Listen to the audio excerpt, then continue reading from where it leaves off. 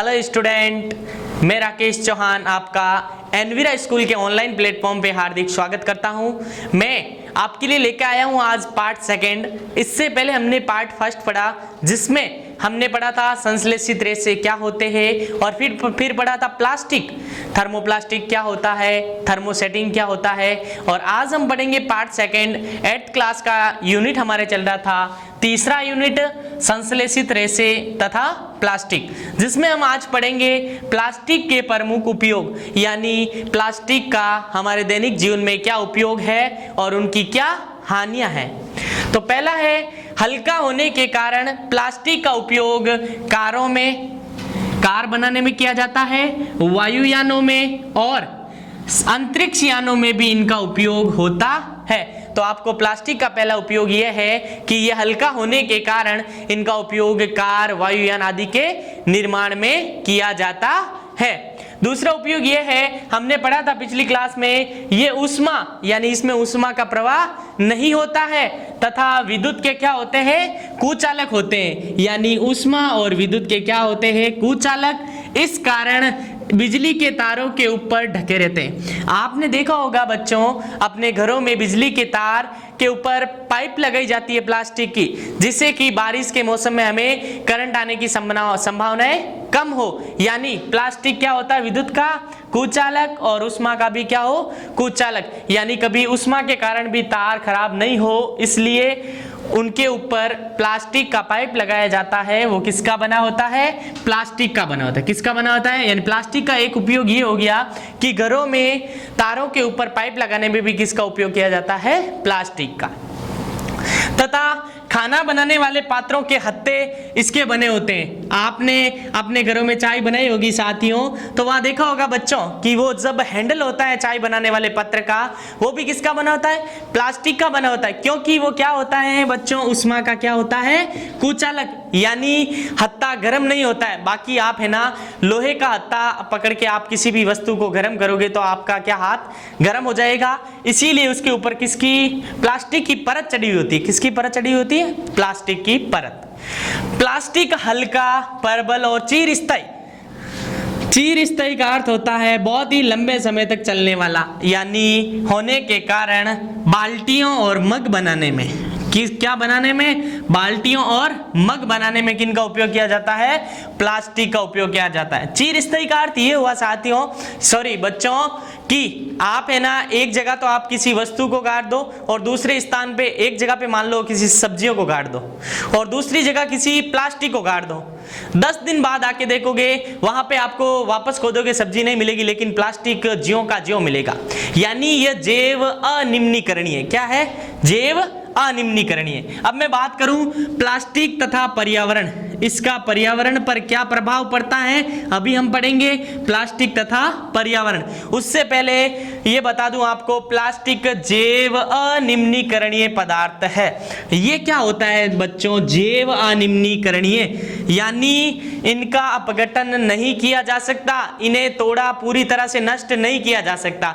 यानी प्लास्टिक बहुत सालों तक चलता है। जैसे आप ये पढ़ा ना, चिरस्थायी, यानी प्लास्टिक खराब नहीं होता है, जबकि दूसरी वस्तुएं पूरी तरीके से अपघटित हो जाती है। यानी जैसे आपने जमीन में किसी वस्तु, दूसरी वस्तु को गाड़ दिया और एक तरह गाड़ दिया, प्लास्टिक 15-20 दिन बाद आके देखोगे प्लास्टिक ज्यों का ज्यों मिलेगा। यानी जैव अनिम्नीकरणीय, यानी उन्हें टुकड़ों में नहीं तोड़ा जा सकता। कहने का मतलब ये नष्ट नहीं होता है, इसीलिए ये भी एक हानिकारक है। अब मैं पदार्थ की बात करूं तो 2 प्रकार के होते हैं, एक होता है जैव निम्नीकरणीय और दूसरा होता है अजैव निम्नीकरणीय। तो बच्चों अब हम पढ़ेंगे जैव निम्नीकरणीय तथा अजैव निम्नीकरणीय। ये 2 प्रकार के पदार्थ होते हैं, बहुत महत्वपूर्ण है। क्या होता है जैव निम्नीकरणीय, तो हम जैव निम्नीकरणीय की परिभाषा लिखते हैं। जैव निम्नीकरणीय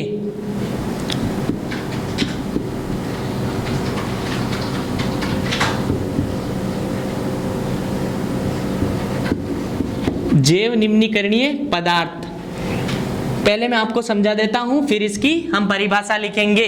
यानी जैव निम्नीकरणीय जैसे वे पदार्थ जो सड़ सकते हैं, यानी जिनमें बदबू आ सकती है, सड़ सकते हैं। जैसे हम उदाहरण ले ले, हमारे घरों में सब्जी देखी होगी सड़ जाती है, वो भी किसका उदाहरण है, जैव निम्नीकरणीय। यानी जो चीजें गल सकती है, जो चीजें सड़ सकती है, गल सकती है, तथा उन्हें सूक्ष्म जीवों द्वारा अपघटित हो सकती है। यानी हम कहीं डाल के आ जाएं तो सूक्ष्म जीव उन्हें खा सकते हैं, उनके छोटे छोटे टुकड़े कर सकते हैं, या वो अपघटित हो सकती है। उन्हें हम क्या कहेंगे? जैव निम्नीकरणीय पदार्थ। यानी ऐसे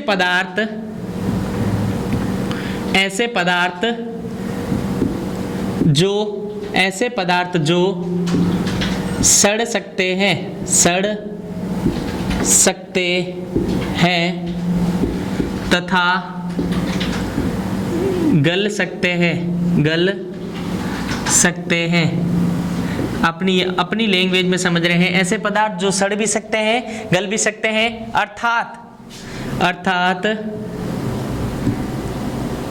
अपघटित हो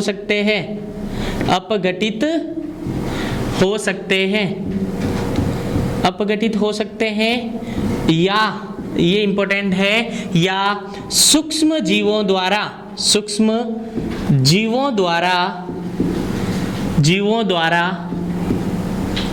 अपघटित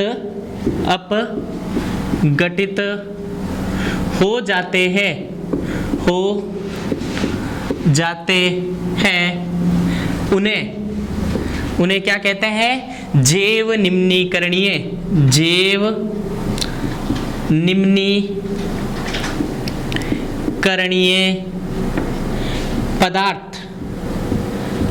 निम्नीकरणीय पदार्थ कहते हैं। यानी वे पदार्थ जो आसानी से सड़ सकते हैं, गल सकते हैं, छोटे छोटे जीवों द्वारा अपघटित हो सकते हैं, उन्हें हम क्या कहेंगे? जैव निम्नीकरणीय। जैसे सब्जी के छिलके आपने देखे होंगे, सब्जियों के छिलके आपने देखी, घास इत्यादि। ये वे हैं जो किनके उदाहरण है? जैव निम्नीकरण। अब हम दूसरा पढ़ेंगे, अजैव निम्नीकरणीय। अगर आपको जैव निम्नीकरणीय समझ में आ गया तो अजैव निम्नीकरणीय इसका विपरीत है। तो दूसरा हम पढ़ेंगे अजैव निम्नीकरणीय। अजैव निम्नीकरणीय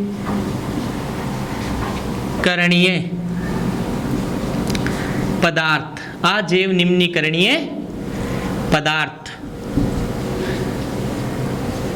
यानी ऐसे पदार्थ जो आसानी से सड़ नहीं सकते, या सीधी परिभाषा चाहो सूक्ष्म जीवों द्वारा आसानी से अपघटित नहीं हो सकते। यानी अजैव निम्नीकरणीय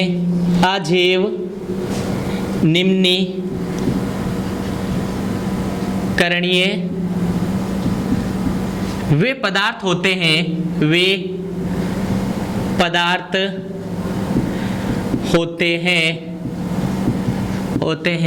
जो सूक्ष्म जीवों द्वारा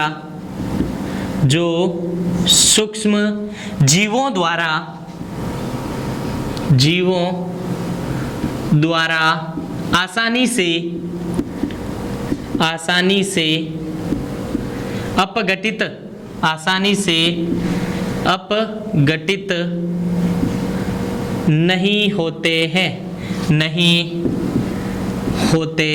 हैं। उन्हें अजैव निम्नीकरणीय पदार्थ कहते हैं।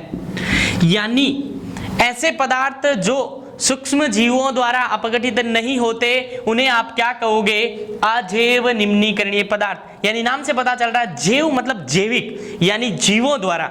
ऐसे पदार्थ जो सूक्ष्म जीवों द्वारा अपघटित होते हैं, सीधी डेफिनेशन चाहो आप अगर, ऐसे पदार्थ जो सूक्ष्म जीवों द्वारा आसानी से अपघटित हो जाते हैं, उन्हें कहेंगे जैव निम्नीकरणीय। अजैव यानी जीवों द्वारा अपघटित नहीं होते, उन्हें हम कहेंगे अजैव निम्नीकरणीय। इनका उदाहरण है सबसे बेस्ट, अभी हमने पढ़ा प्लास्टिक।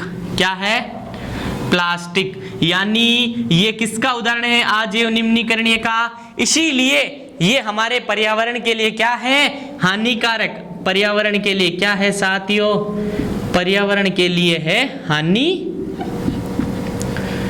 कारक। क्या है?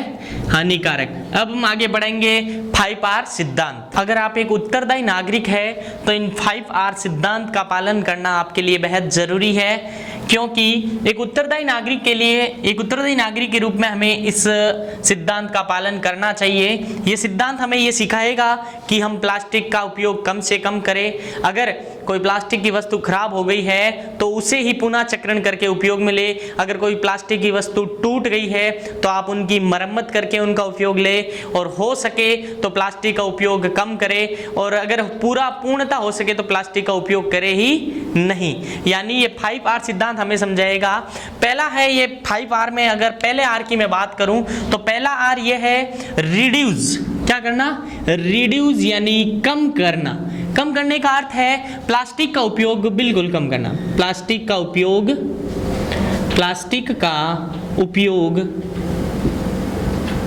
कम करना। यानी पहला 5R में पहला R आपको ये सिखाना, ये बताने की कोशिश कर रहा है कि आप प्लास्टिक का उपयोग बहुत ही कम करें। बच्चों, प्लास्टिक की वस्तु का उपयोग बिल्कुल ही कम करें, जिससे हमारे पर्यावरण को हानि नहीं हो। अगर इसी तरह आप प्लास्टिक का उपयोग करेंगे तो पर्यावरण पूरी तरह से क्या हो जाएगा?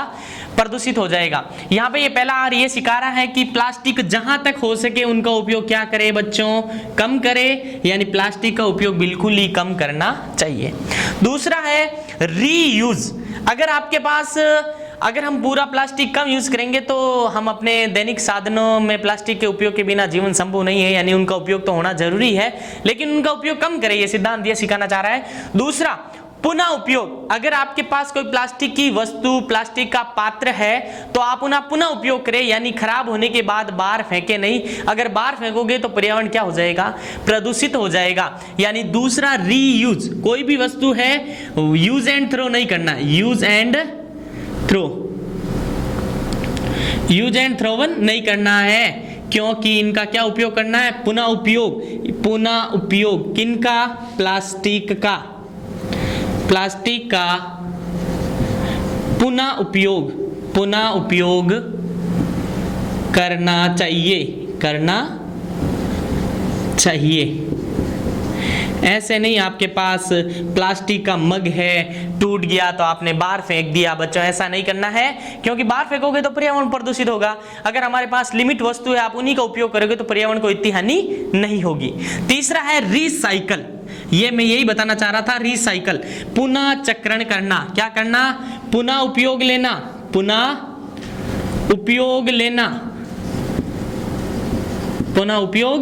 लेना चाहिए। प्लास्टिक का क्या करना चाहिए? पुनः उपयोग में लेना चाहिए। यानी ये सिद्धांत हमें ये सिखाने की कोशिश कर रहा है जितना हो सके प्लास्टिक कम उपयोग करें। अगर आपके पास वो है, कुछ खराबी हो गई तो उसी में एडजस्ट करें, कुछ नया लाने का प्रयास नहीं करें। चौथा ये है रिपेयर। अगर पुनः आप रिपेयर कर सकते हो तो उन्हें क्या करना चाहिए? पुनः मरम्मत करनी चाहिए। यानी पुनः मरम्मत करनी चाहिए। किसकी? प्लास्टिक की। आप उन्हें बाहर नहीं फेंके। रिफ्यूज, ये इंपॉर्टेंट है।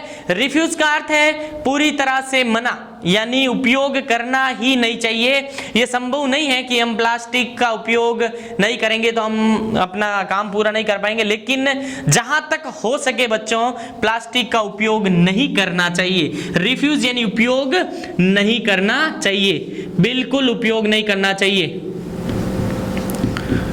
बिल्कुल उपयोग नहीं करना चाहिए। तो 5R सिद्धांत ये सिखाने की कोशिश कर रहा है। 5R यानी पर्यावरण के अनुकूल सिद्धांत है। अगर आप प्लास्टिक का उपयोग ही कम कर देंगे, उनका पुनः चक्रण करेंगे, पुनः उपयोग में लेंगे, मरम्मत करेंगे और उपयोग ही नहीं करेंगे तो ये हमारे पर्यावरण के लिए क्या साबित होगा? एकदम सही साबित होगा। अगर आप एक सच्चे नागरिक है तो इस 5R सिद्धांत का पालन हमें करना चाहिए। अब आपने इस यूनिट में ये पढ़ा और कुछ मैं महत्वपूर्ण क्वेश्चन करवाने की कोशिश कर रहा हूं। आज की क्लास में जो पढ़ा उनके जो महत्वपूर्ण क्वेश्चन है अब हम वो करेंगे। तो अब हम इस चैप्टर के अभ्यास प्रश्न कर रहे हैं जो इंपॉर्टेंट है, ऑप्शन वाले हैं। तो अभ्यास प्रश्न, चैप्टर हमारे कंप्लीट हो गया था। अभ्यास प्रश्न जो खास तौर से मोस्ट है वो, और बाकी वाले प्रश्न 2 या 3 प्रश्न छूट रहे हैं, वो अगर आप इस वीडियो को पूरा देखेंगे, पिछले वाला वीडियो थ्योरी, तो वो क्वेश्चन आपके आसानी से हो जाएंगे। पहला क्वेश्चन है, कुछ रेसे संश्लेषित क्यों कहलाते हैं? तो हमने पहले वाले पार्ट में पढ़ा था संश्लेषित रेसे क्या होते हैं तथा प्राकृतिक रेसे क्या होते हैं। मैंने बताया था संश्लेषित रेशा का अन्य नाम क्या बताया था, मानव द्वारा निर्मित रेसे, यानी ऐसे रेसे जो मानव द्वारा निर्मित किए जाते हैं उन्हें हम क्या कहेंगे, संश्लेषित रेसे। लेकिन क्वेश्चन ये पूछा जाता है कुछ रेसे संश्लेषित क्यों होते हैं? अब वो होने वाले तो ऑलरेडी संश्लेषित है, लेकिन कुछ ही क्यों है? क्योंकि कुछ रेसे जो प्रकृति द्वारा प्राप्त नहीं किए जाते वे क्या कहलाते हैं, संश्लेषित रेसे। यानी आंसर हो जाएगा इसका कुछ रेसे जो प्रकृति द्वारा प्राप्त नहीं किए जाते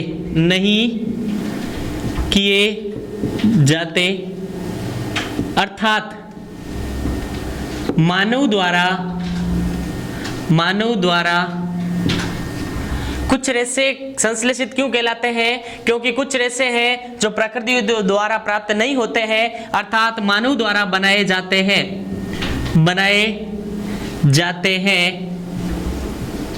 वे संश्लेषित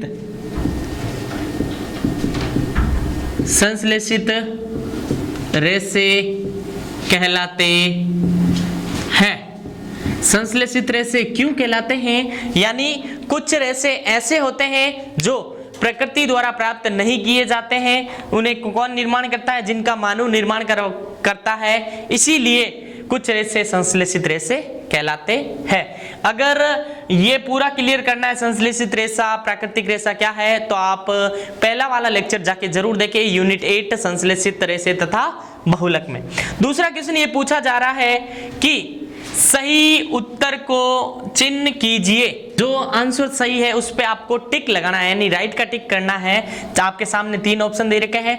पहला ऑप्शन ये है कि रेयॉन एक संश्लेषित रेशा नहीं है, इसका कारण क्यों? रेयॉन एक संश्लेषित रेशा नहीं है क्योंकि पहला कह रहा है इसका रूप रेशम के समान होता है, दूसरा है इससे काष्ठ लुगदी बनाई जाती है, तीसरा इसे प्राकृतिक रेशों के समान बुना जा सकता है। ये कह रहा है कि रेयॉन एक संश्लेषित रेशा नहीं है, यानी प्राकृतिक रेशा है। क्यों?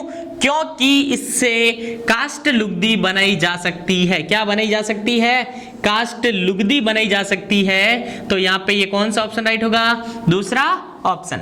आगे वाला क्वेश्चन ये है कि उचित शब्दों द्वारा रिक्त स्थानों की पूर्ति कीजिए। बच्चों अगर आप पहला वीडियो देख के आए तो ये आसानी से क्वेश्चन कर सकते हैं, लेकिन जो नए हैं वो पहला वीडियो जाके जरूर देखें बच्चों, 8th क्लास वाले बच्चों। संश्लेषित रेशे खाली जगह अथवा खाली जगह रेशे होते हैं। संश्लेषित रेशे कृत्रिम क्या होते हैं? कृत्रिम क्या होते हैं? कृत्रिम तथा मानव द्वारा निर्मित किसके द्वारा? मानव निर्मित रेशे होते हैं।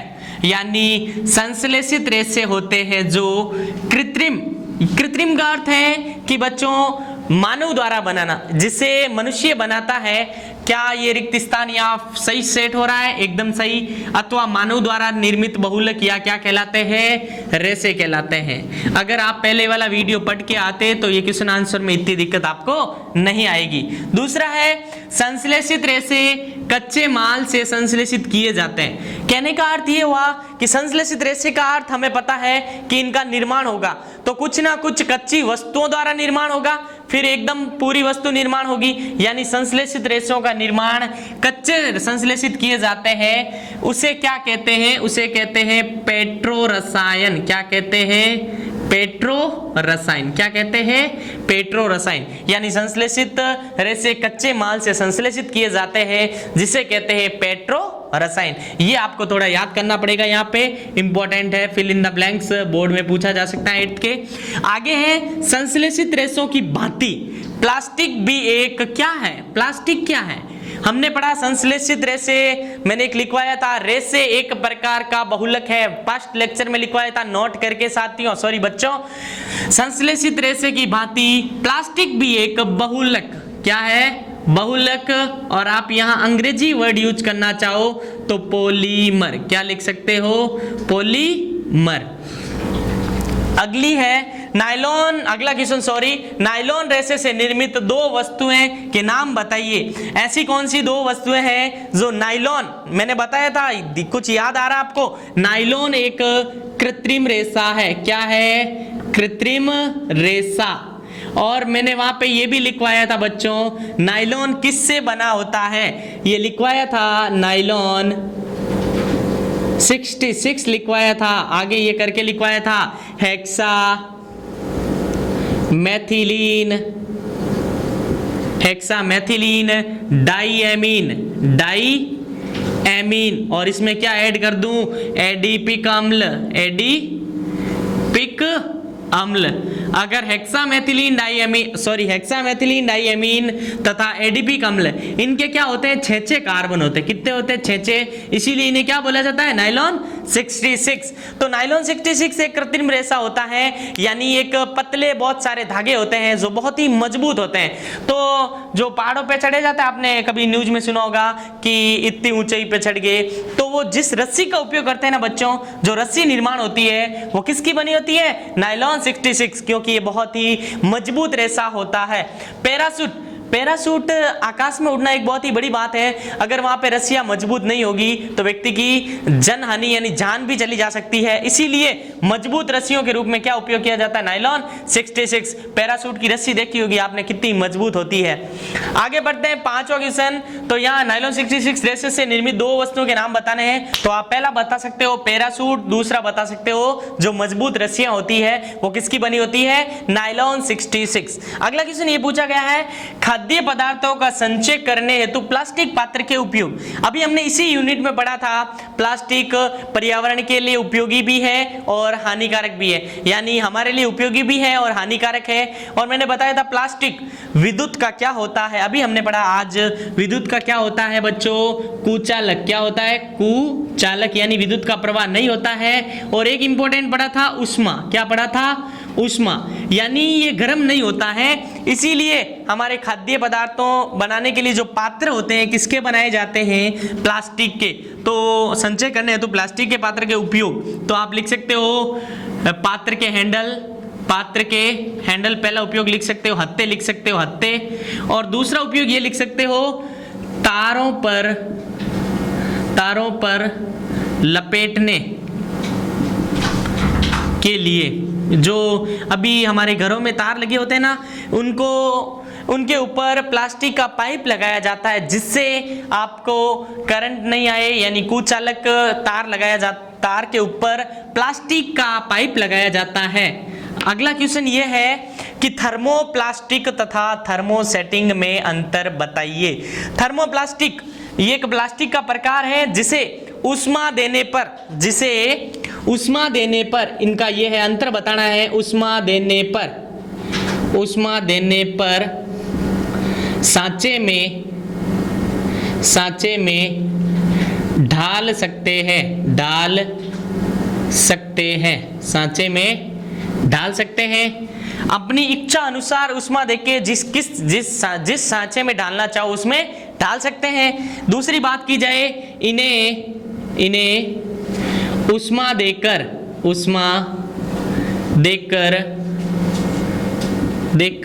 सांचे में नहीं डाला जा सकता। यानी थर्मोप्लास्टिक ऐसा प्लास्टिक है जो एक बार पुनः उपयोग में आप ले सकते हो, जिस वस्तु में डालना चाहो उष्मा देकर उसमें डाल सकते हो। और थर्मोसेटिंग की अगर मैं बात करूं, इन्हें उष्मा देकर किसी भी पुनः अपने मूल रूप में नहीं ला सकते, वो क्या कहलाएगा, थर्मोसेटिंग, यानी इसका उपयोग पुनः कर सकते हैं, पुनः उपयोग कर सकते हैं, और इनका पुनः उपयोग नहीं, यानी इनका उपयोग पुनः नहीं हो सकता है। एक क्वेश्चन और है, पैराशूट और चट्टानों पर चढ़ने वाली रस्सी का निर्माण किस रेशे से किया जाता है? ये मेरी ओर से ऐड किया हुआ क्वेश्चन है। बाकी 7, 8, 9, 10 क्वेश्चन इजी है, जो हमने लेक्चर फर्स्ट पढ़ा, लेक्चर सेकंड पढ़ा, उसी की थ्योरी बेस्ड क्वेश्चन है, जो मैं इतना यहाँ नहीं बता पाऊंगा। आपको जो क्वेश्चन इजी और जो इंपॉर्टेंट ऑप्शन वाले थे मैंने वो करवा दिए। अगर आपको कोई दिक्कत है तो आप कमेंट बॉक्स में हमें जरूर बताइएगा। पैराशूट और चट्टान पर चढ़ने वाली रस्सी बनी होती है नायलॉन 66। किसकी बनी होती है? नायलॉन 66। तो इस प्रकार हमारा अध्याय 3 संश्लेषित रेशे तथा बहुलक कंप्लीट होता है। इस अध्याय में हमने रेशों के बारे में जाना, प्राकृतिक रेशा क्या होता है, कृत्रिम रेशा क्या होता है, फिर हमने प्लास्टिक के बारे में जाना, प्लास्टिक का उपयोग कहाँ किया जाता है, प्लास्टिक कितने प्रकार का होता है, यानी थर्मोप्लास्टिक तथा थर्मोसेटिंग। फिर हमने इसके अभ्यास प्रश्न किए। अगर आप इस एनवीरा स्कूल के चैनल पे नए हैं तो इस चैनल को सब्सक्राइब करें और नीचे वीडियो के नीचे डिस्क्रिप्शन में जो आज हमने पढ़ा उसकी लिंक आपको उपलब्ध करवा दी जाएगी। धन्यवाद।